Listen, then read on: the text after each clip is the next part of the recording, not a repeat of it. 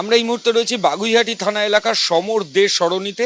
এখানেই লালবাজারের cyber crime ডিপার্টমেন্টের তরফ থেকে তল্লাশি অভিযান চালিয়ে প্রচুর SIM cards, pre activated SIM card এখান থেকে রিকভারি করা হয়েছে। এক দম্পতি সহ মোট 4 জনকে লালবাজারের সাইবার ক্রাইম উইং তারা অ্যারেস্ট করেছে। গোটা ঘটনার সূত্রপাত পুলিশের তরফ থেকে যেটা বলা হচ্ছে যে অনির্বাণ সাহা এবং দেবলীনা চক্রবর্তী এই কাপল, এই দম্পতি এই বাগুইহাটি কেষ্টপুরের এই সমর দে সরণি এখানেই একটা অ্যাপার্টমেন্টের মধ্যে তারা থাকতো এবং এখানে থাকার পর এখানকার যে বাড়ি, সেই বাড়ির ভেতর থেকেই কিন্তু হিউজ অ্যামাউন্টের সিম কার্ডস, 8খানা মোবাইল ফোন, 5টা বায়োমেট্রিক অথেন্টিকেশন মেশিন, 237 পিস সিম কার্ড, যেগুলোর মধ্যে সিম কার্ডও রয়েছে, এগুলো পুলিশ এখান থেকে রিকভারি করেছে। এবং দম্পতি তো অ্যারেস্ট হয়েছেনই, তাদেরকে এক্সামিন করে বেলেঘাটা এরিয়া থেকে আরেকজনকে গ্রেফতার করা হয়েছে। মোট 4 জন গ্রেফতার হয়েছেন। পুলিশের তরফ থেকে যেটা বলা হচ্ছে যে এই দম্পতি এরা কিন্তু এই সিম কার্ড এটা বিভিন্ন জায়গায় সাইবার ফ্রডের জন্য ছড়িয়ে দেয় এবং সিম কার্ড ছড়ানোর যে র্যাকেট রয়েছে তার অন্যতম মাস্টার মাইন্ড। মোট 237 পিস সিম কার্ড, সেগুলো বিভিন্ন নেটওয়ার্ক প্রোভাইডারকে দিয়ে দেওয়া হয়। কি মোডাস অপারেন্ডিতে কাজ হয়, কি করে এখান থেকে বাগুইহাটির সমর দে সরণি থেকে সারা ভারতবর্ষে সাইবার ফ্রডের জন্য ব্যাপক অ্যামাউন্টের সিম কার্ড সাপ্লাই হচ্ছে। P4 insulated water tanks, kitchen and bath fittings, বিশুদ্ধ জল, সুস্থ জীবন, P4 আজীবন।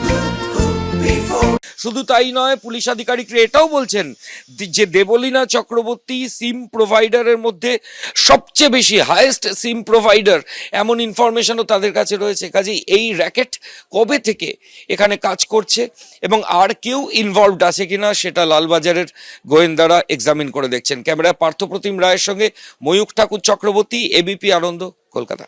ভুয়ো নথি দেখিয়ে সিম কার্ড, দেশ জুড়ে প্রতারণার জাল। কলকাতা থেকে গ্রেফতার প্রতারণা চক্রের চাই। এক দম্পতি সহ 4 জনকে গ্রেফতার করা হয়েছে।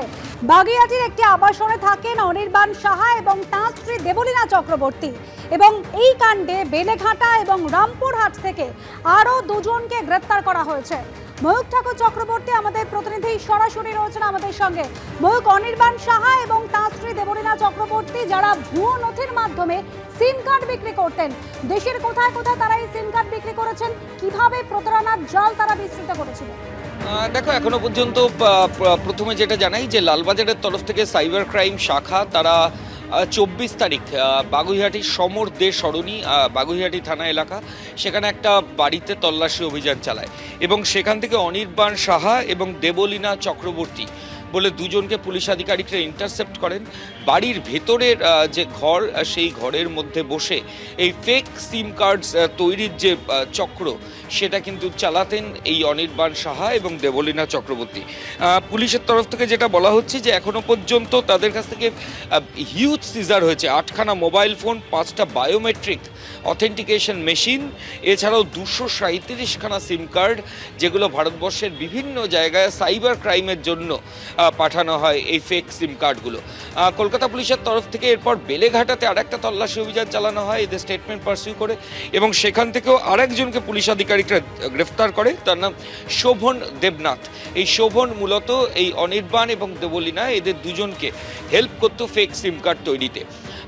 এখনো পর্যন্ত লালবাজারের অফিসিয়ালসরা বলছেন যে এটা যে সিম কার্ড সিজারের যে র্যাকেট, সেখানে এই গ্রেফতারিটা অত্যন্ত তাৎপর্যপূর্ণ।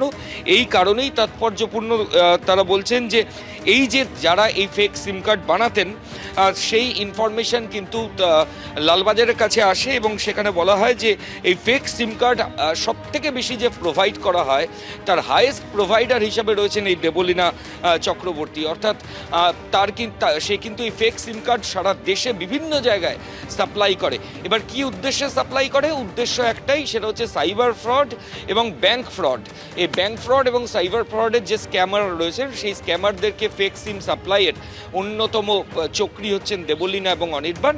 তাদেরকে কলকাতা পুলিশের সাইবার ক্রাইম তারা অ্যারেস্ট করেছে। আরও একজনকে অ্যারেস্ট করা হয়েছে। এই চক্রের সাথে আর কেউ আছে কিনা সেটা এদেরকে ইন্টারোগেট করে পুলিশ আধিকারিকরা দেখছেন এবং মোডাস অপারেন্ডি অর্থাৎ কীভাবে এই ক্রাইমটা সংগঠিত হতো, সেটার মধ্যেও নতুনত্ব কী কী এসেছে সেটাও তাদেরকে এক্সামিন করে জানার চেষ্টা চলছে।